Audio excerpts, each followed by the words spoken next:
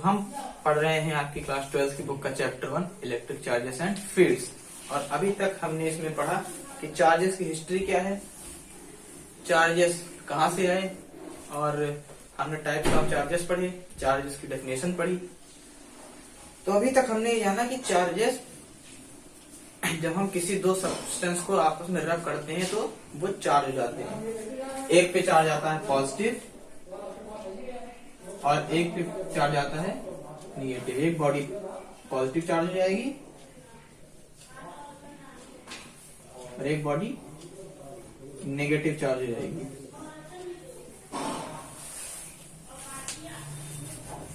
अब हम पढ़ते हैं, आइए, कि ये बॉडी पॉजिटिव नेगेटिव चार्ज हो तो जाती है, पर कैसे चार्ज होती है। तो हम लोग हेडिंग लगाएंगे अगली, इलेक्ट्रॉन थ्योरी ऑफ इलेक्ट्रिफिकेशन। अगली हमारी हेडिंग पड़ेगी इलेक्ट्रॉन थ्योरी ऑफ इलेक्ट्रिफिकेशन। चिंता मत करिए, बिल्कुल आराम से पढ़ेंगे और आपको बिल्कुल मजे में क्लियर हो जाएगा कि मैं कहना क्या चाह रहा हूं। हमारी हेडिंग पड़ेगी इलेक्ट्रॉन थ्योरी ऑफ इलेक्ट्रिफिकेशन।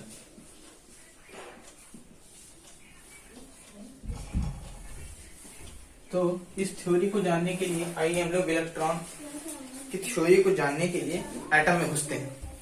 तो घुसा जाए एटम में। तो बच्चों हमको पता है कि every substance is made up of लोहा ना एटम। हमें पता है, क्या पता है, कि each and every substance is made up of atom. हर एक सब्सटेंस एटम से बना है। कोई बात नहीं,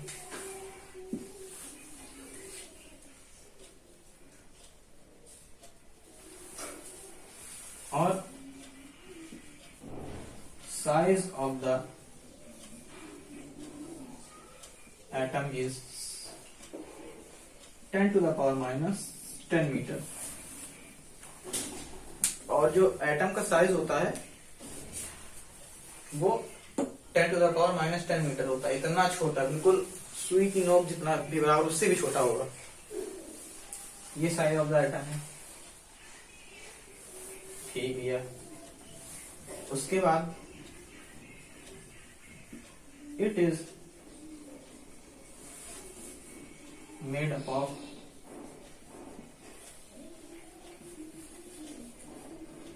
3 पार्टिकल्स। ये 3 पार्टिकल से मिलकर बना है क्या, एटम। उनके नाम है इलेक्ट्रॉन, प्रोटॉन बबुआ एंड न्यूट्रॉन बबुआ।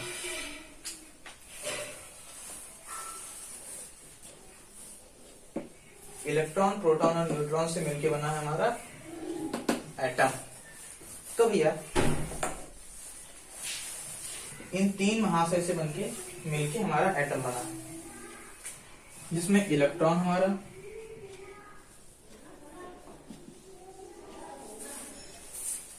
नेगेटिवली चार्ज होता है,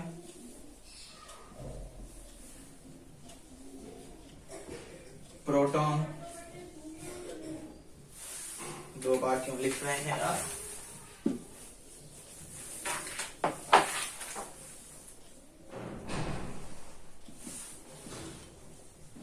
पॉजिटिवली चार्ज होता है, और ये बबुआ न्यूट्रल रहते हैं, इनमें कोई चार्ज नहीं होता। Electron is negatively charge, proton is positively charge and neutron is neutral. इस पे चार्ज 0 होता है, क्योंकि पॉजिटिव नेगेटिव आपस में कैंसिल हो जाते हैं। और जो प्रोटॉन और न्यूट्रॉन होते हैं वो बहुत छोटी सी जगह में रहते हैं। इट रिसाइड इन अ ये अगला पॉइंट है, स्मॉल प्लेस नोन एज, भैया हम जहाँ रहते हैं वहाँ हल्ला बहुत होता है, अजीब लोग हैं, शांत रहना आता ही नहीं, तो क्षमा करिएगा, बाकी पढ़ाई में ध्यान लगाइए और ईयरफोन लगा के सुनिए तो और मजा आएगा। It refers in small place known as, कहाँ रहते हैं, न्यूक्लियस। ये जो हमारे न्यूट्रॉन और प्रोटॉन है ये न्यूक्लियस में रहते हैं। मैं जब आपको केमिस्ट्री पढ़ाऊंगा तो इसको और डिटेल में समझेंगे, अभी यहाँ फिजिक्स के लिए समझिए। It resides in a small place known as nucleus. Proton और न्यूट्रॉन न्यूक्लियस में रहते हैं और जो हमारा इलेक्ट्रॉन है ये फिफ्थ पॉइंट, या मैं अगली हेडिंग ला के लिख देता हूं, इलेक्ट्रॉन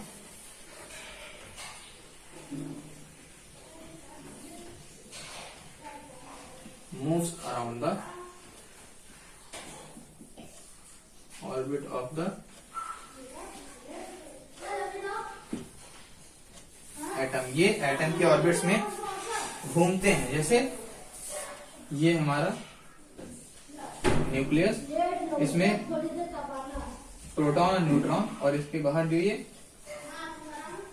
ऑर्बिट्स हैं इसमें इलेक्ट्रॉन घूमते रहते हैं गोल गोल। और जो इसकी न्यूक्लियस का जो रेडियस होता है, इस एटम की जो न्यूक्लियस का रेडियस होता है वो होता है 10⁻⁻15 मीटर। बहुत छोटा रेडियस, बहुत ही छोटा रेडियस। उस छोटे से रेडियस में ये दो लोग रहते हैं न्यूक्लियस में। ये है the radius of न्यूक्लियस। तो हमने क्या बताया कि every substance is made up of atom, सारे सब्सटेंस एटम से बने हैं। Size of the atom is 10⁻⁻10 metre approx. इसका साइज 10⁻⁻10 मीटर होता है। It is made up of 3 particles. Atom 3 particles से मिलकर बना है, electron, proton, neutron. Electron negatively charge, proton positively charge, neutron neutral होता है, इस पर कोई चार्ज नहीं होता क्योंकि पॉजिटिव और नेगेटिव आपस में कैंसिल हो जाते हैं। उसके बाद हमने कहा कि जो प्रोटॉन और न्यूट्रॉन है वो एक बहुत छोटी जगह में रहते हैं जिसका नाम है न्यूक्लियस, जिसका रेडियस होता है 10⁻⁻15 मीटर। ये रेडियस ऑफ न्यूक्लियस है। और जो इलेक्ट्रॉन है वो ऑर्बिट के चक्कर लगाता है, गोल गोल घूमता है। आप सुनिए,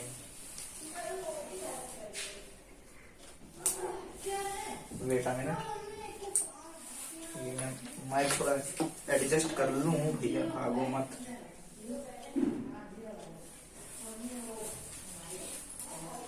आप ये देखिए, मैं इसको कहाँ पे लिखता हूँ, यहाँ पर लिख देता हूँ।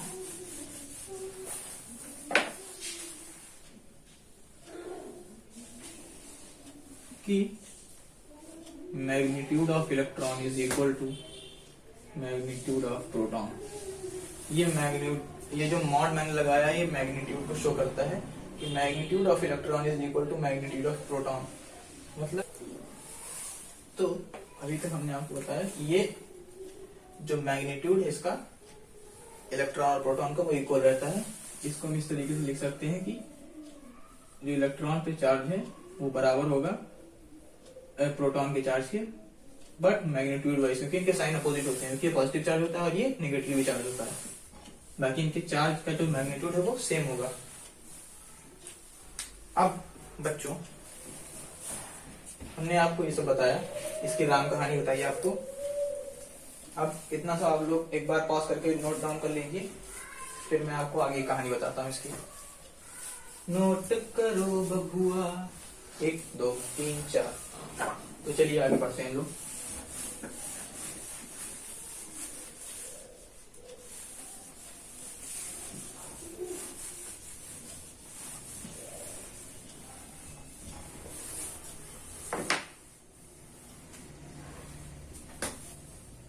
अगला जो पॉइंट है कि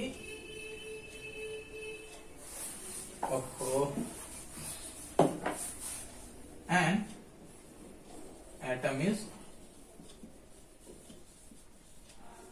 इलेक्ट्रिकली क्या न्यूट्रल। एक जो एटम होता है वो इलेक्ट्रिकली न्यूट्रल होता है। क्यों न्यूट्रल होता है इलेक्ट्रिकली? क्योंकि उसके अंदर जो नंबर ऑफ प्रोटॉन और नंबर ऑफ इलेक्ट्रॉन सेम होते हैं और चार्जेस अपोजिट होते हैं। प्रोटॉन का चार्ज पॉजिटिव होता है और इलेक्ट्रॉन का चार्ज निगेटिव होता है, इसलिए वो आपस में कैंसिल आउट हो जाते हैं, तो ये न्यूट्रल हो जाता है एटम। एटम न्यूट्रल हो जाता है।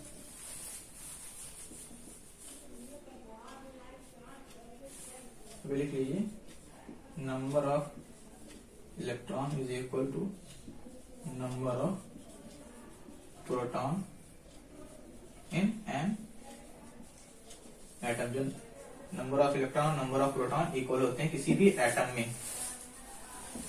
तो ये थी एटम से जुड़ी कुछ बातें। अब हम समझते हैं कि किसी भी सब्सटेंस पे नेगेटिव और पॉजिटिव चार्ज आने के क्या कारण है।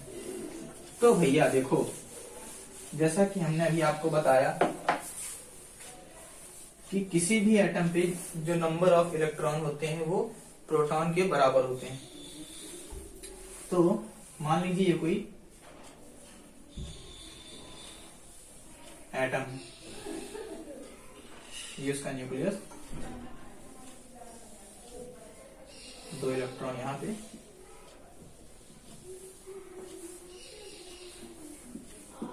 चार इलेक्ट्रॉन यहां पे, और एक कोई एटम ये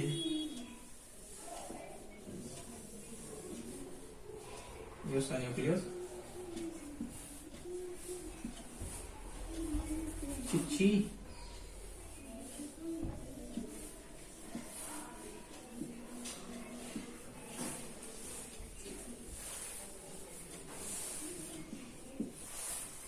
ये एटम ए है, ये एटम बी है। अब हमने क्या पढ़ा कि चार्ज किसी भी बॉडी पे कब आएगा, हम उसको आपस में रगड़ेंगे। तो भैया जब आपस में हम उसको रगड़ेंगे तभी चार्ज आएगा। आएगा कैसे, कैसे आता है चार्ज, तो उसकी कहानी सुनिए। जब हम इन दोनों को आपस में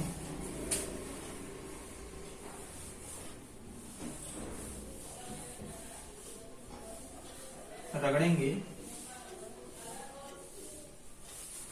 आपस में इनको रगड़ेंगे, तो जो आउटर मोस्ट ऑर्बिट के इलेक्ट्रॉन होंगे वो इस एटम में चले जाएंगे, या इस एटम के आउटर मोस्ट इलेक्ट्रॉन इस एटम में चले जाएंगे। यहां पे हम लिखेंगे if we rub the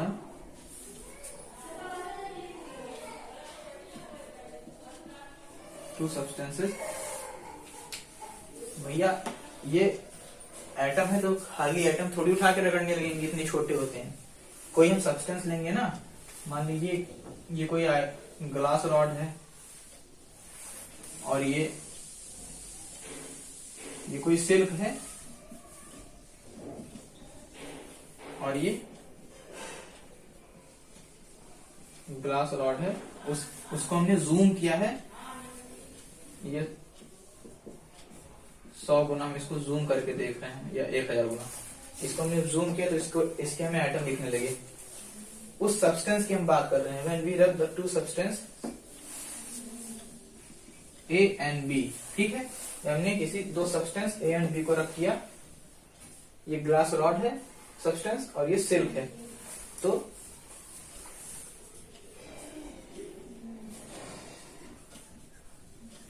we get that, हमने क्या देखा कि जो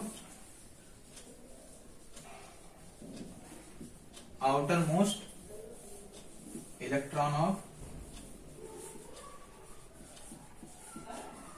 glass rod moves to silk. ये सिल्क एटम लिख लीजिए। जब ये मान लीजिए ग्लास रॉड है और ये कोई, ये समझ लीजिए ये सिल्क है। तो जब हम ग्लास रॉड को सिल्क से रगड़ने लगे तो हमने देखा कि ये एक्सपेरिमेंटली इसको जब ऑब्जर्व किया गया जूम करके, तो हमने देखा कि जो ग्लास रॉड के इलेक्ट्रॉन है आउटर मोस्ट ऑर्बिट के, वो इस सिल्क में आ गए। तो जब भैया सिल्क में आ गए तो सबको पता है कि number of protons is equals to number of electron in an atom. किसी भी एटम में जो नंबर ऑफ प्रोटॉन होते हैं वो नंबर ऑफ इलेक्ट्रॉन के इक्वल होते हैं। तो जब हमने इसको रब किया तो हमने देखा कि ग्लास रॉड का कुछ इलेक्ट्रॉन सिल्क में आ गए। तो जब सिल्क में आ गए तो इसमें से इलेक्ट्रॉन कम हो गए, इसमें डेफिशिएंसी हो गई इलेक्ट्रॉन की। So as a result there is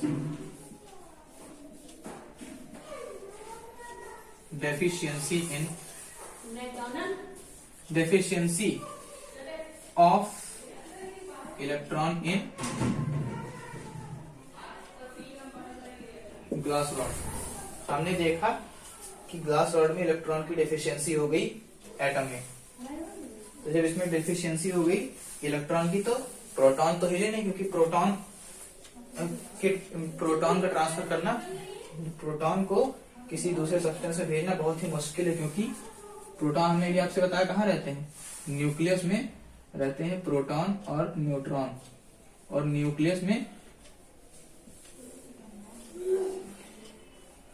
और इलेक्ट्रॉन रहते हैं ऑर्बिट में। तो न्यूक्लियस में जो प्रोटॉन न्यूट्रॉन रहते हैं, तो न्यूक्लियर फोर्स से प्रोटॉन बड़ी ही कस के चिपका रहता है, और इलेक्ट्रॉन पे उतनी फोर्स नहीं लगती है, न्यूक्लियर फोर्स इतनी नहीं लगती है इलेक्ट्रॉन पे जितनी कि प्रोटॉन पे लगती है, क्योंकि उसी में रहता है। इसलिए ये इनको आसान होता है बाहर निकलना, ट्रांसफर हो सकते हैं, बट प्रोटॉन को बड़ी मुश्किल होती है बाहर निकलना।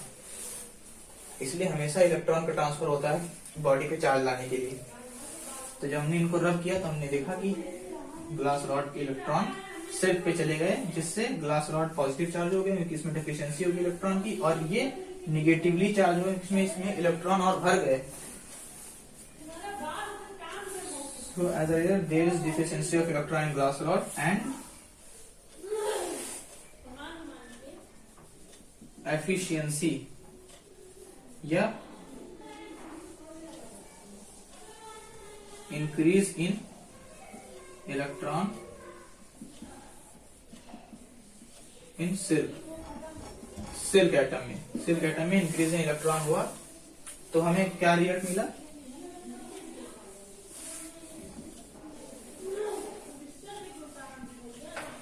as a result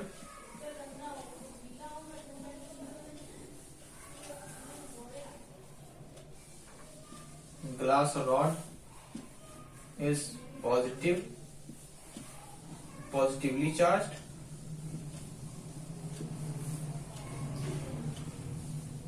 और जो सिल्क है वो निगेटिवली चार्ज हो गई। तो शायद आप लोगों ने समझा होगा, कुछ नहीं, बिल्कुल हलवा टॉपिक है। फिर से समझिए कि जब हमने कोई ग्लास रॉड ली और एक सिल्क लिया, हमने जब उसको आपस में रगड़ा तो हमने क्या देखा, जूम करके एक एटम की मैं बात बताता हूं, इस ग्लास रॉड के और सिल्क के एक एटम की, कि ग्लास रॉड से इलेक्ट्रॉन बबुआ कूद के सिल्क में चले गए, ये कूद के सिल्क में चले गए, और जब सिल्क में गए, सिल्क के एटम में, तो इसमें से तो इलेक्ट्रॉन कम हो गया, इसमें से तो कम ही हो गया ना। तो इसमें से जब कम हो गया तो इस पे पॉजिटिव चार्ज आ गया, क्योंकि प्रोटॉन तो उतने ही, क्योंकि प्रोटॉन बहुत ही ज्यादा न्यूक्लियर फोर्स से अट्रैक्टिव होते हैं, और ये थोड़ा दूर पे होते हैं, तो इन पे उतनी न्यूक्लियर फोर्स नहीं लगती इलेक्ट्रॉन की, प्रोटॉन तो बहुत लगती है, इसलिए उनका कभी भी ट्रांसफर नहीं होता है। मेन जो रिस्पॉन्सिबल है चार्जेस लाने में, वो सिर्फ और सिर्फ इलेक्ट्रॉन है। बात उसी को बढ़िया में, हाँ। तो इन पे पॉजिटिव चार्ज आ गया और इनमें इलेक्ट्रॉन ज्यादा हो गए, इन पे निगेटिव चार्ज आ गया, इसीलिए ये पॉजिटिवली चार्ज हो गया और ये निगेटिवली चार्ज हो गया। तो इसीलिए होती है कि रगड़ने से इनमें चार्जेस आ जाते हैं, यही एक मेन रीजन है। तो इसको नोट कर लीजिए आप लोग पॉज करके। पहले ये लिखिएगा फिर ये लिखिएगा, 1 2 3 4 5, तो ये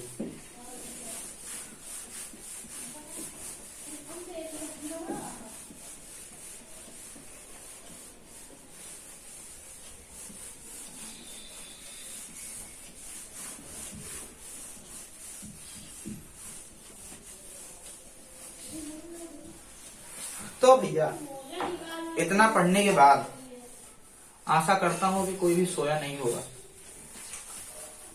एक लास्ट टॉपिक में इस वीडियो में और बता देता हूं, उसके बाद वीडियो एंड करूंगा। अगले पार्ट का वेट करिएगा और इसको अच्छे से समझिएगा। तो अगला टॉपिक है हमारा कि methods to charge any substance या मेथड ऑफ इलेक्ट्रोस्टैटिक चार्जिंग। समझे? Method of electrostatic charging, methods, कैसे हम किसी बॉडी को चार्ज कर सकते हैं। मेथड्स ऑफ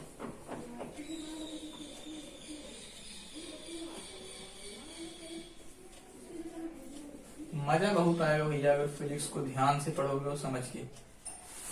ऐसा मजा, एकदम बहुत मजा जितना गेम खेलने में आता है उससे भी ज्यादा मजा आएगा। सबसे पहला मेथड क्या है भैया? सबसे पहला मेथड यही है, रगड़ो, मतलब फ्रिक्शन। मतलब क्या कि चार्जिंग बाय फ्रिक्शन। समझे? चार्जिंग बाय फ्रिक्शन, पहला मेथड यही, चार्जिंग बाय फ्रिक्शन।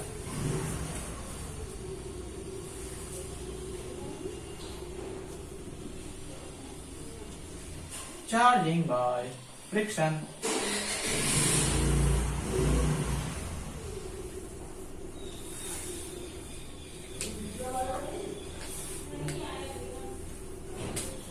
मान लीजिए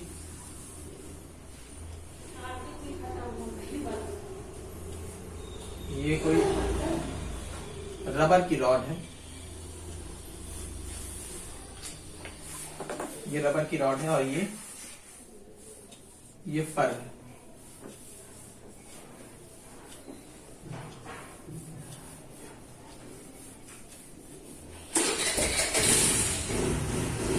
ये फर है और ये रबर रॉड। ये कब की हालत है? Before rubbing. जब हमने इसको रब नहीं किया है, ये अपनी जगह है, रबर की रॉड अपनी जगह और ये फर अपनी जगह रखे हुए हैं, तो ये तब की हालत है, ये कोई चार्ज नहीं, न्यूट्रल नहीं इलेक्ट्रिकली। अब आफ्टर रबिंग की हालत, भिजने के बाद की हालत।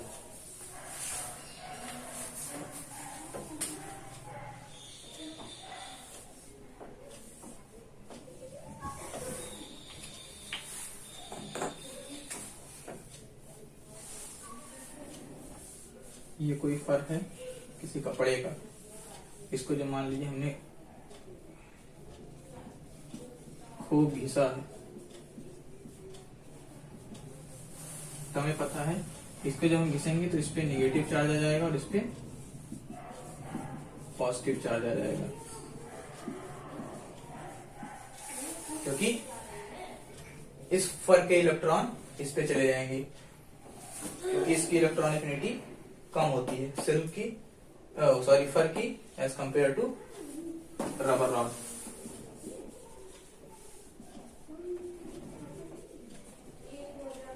तो ये तो बहुत आसान मेथड था कि किसी भी सब्सटेंस को आप आपस में रगड़ दीजिए तो चार्ज जाएंगे कुछ इस प्रकार से, नेगेटिव पॉजिटिव। तो ये था पहला method, charging by friction. Note करिए, वेरी इंपॉर्टेंट है ये, नोट करिए। अब दूसरा मेथड, दूसरा मेथड बता दो।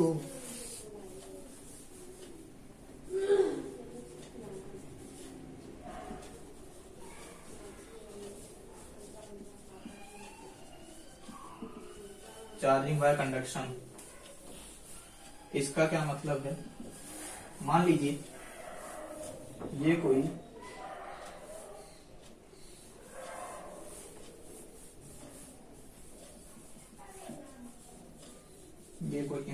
जैसे कोई मतलब ये स्टैंड है, इस पे कोई पॉजिटिव चार्ज है, ये कोई कंडक्टर, ये कोई चार्ज बॉडी, सॉरी ये चार्ज बॉडी है,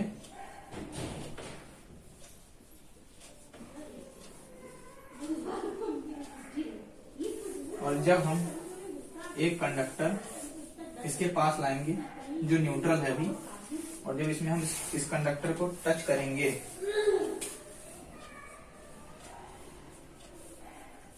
तो ये पॉजिटिव चार्ज इस पे भी आ जाएंगे कहीं कहीं, और इस प्रकार से ये कंडक्टर है, ये बॉडी भी चार्ज हो जाएगी। चार्जिंग वायर कंडक्शन से क्या मतलब हुआ, किसी भी चार्ज बॉडी को अगर हम किसी कंडक्टर से आपस में टच कराते हैं, किसी भी चार्ज बॉडी को अगर हम किसी भी कंडक्टर से आपस में टच कराते हैं तो ये जो चार्जेस है ये इस पे भी आ जाएंगे, बिखर जाएंगे उस कंडक्टर पर, और ये बॉडी चार्ज हो जाएगी। तो चार्जिंग वायर कंडक्शन का मतलब ये हुआ। इसको भी नोट कर लीजिए, 1 2 3 4 5।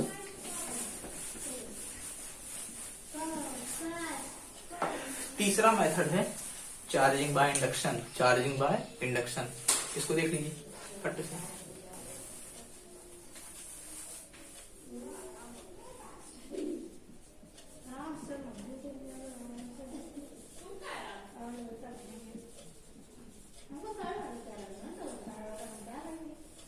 चार्जिंग बाय इंडक्शन, इसका क्या मतलब है, मान लीजिए कोई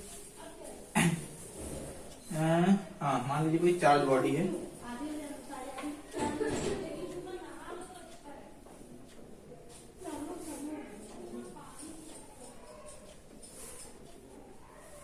ये पॉजिटिव पॉजिटिव पॉजिटिव, कोई पॉजिटिव चार्ज बॉडी है,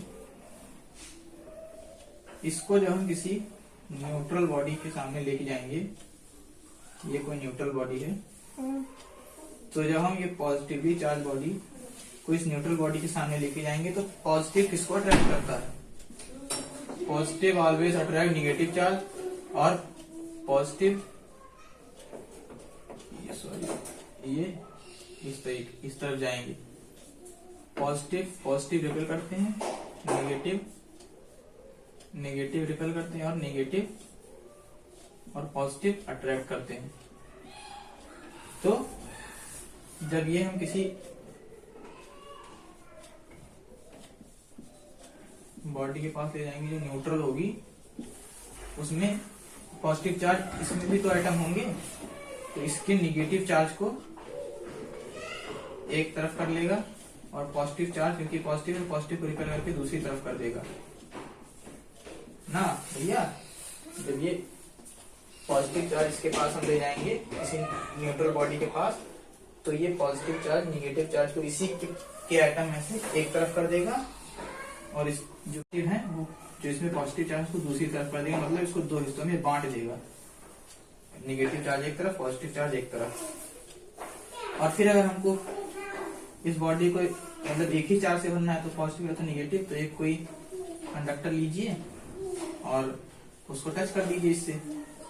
अगर हम इसको ऐसे टच करेंगे तो ये पॉजिटिव चार्ज इधर आ जाएगा, इधर ही बिखर जाएगा पॉजिटिव चार्ज ना, तो ये नेगेटिव हो जाएगा, मतलब ये पॉजिटिव, ये नेगेटिव, और ये भी पॉजिटिव चार्ज। तो ये थे कंसेप्ट की कैसे एक बॉडी चार्ज होती है और किस प्रकार से हम किसी बॉडी को चार्ज कर सकते हैं। तो ये मैंने 3 मेथड आपको बताए। आशा करता हूँ कि वीडियो आपको पसंद आया होगा। पसंद आया तो लाइक ठोक दीजिए और अपने फ्रेंड्स के साथ शेयर कर दीजिए ताकि बोर्ड एग्जाम में उनका ही भला हो सके। तो तब तक के लिए पढ़ाई करते रहिए। All the very best. अगला वीडियो जल्दी आएगा।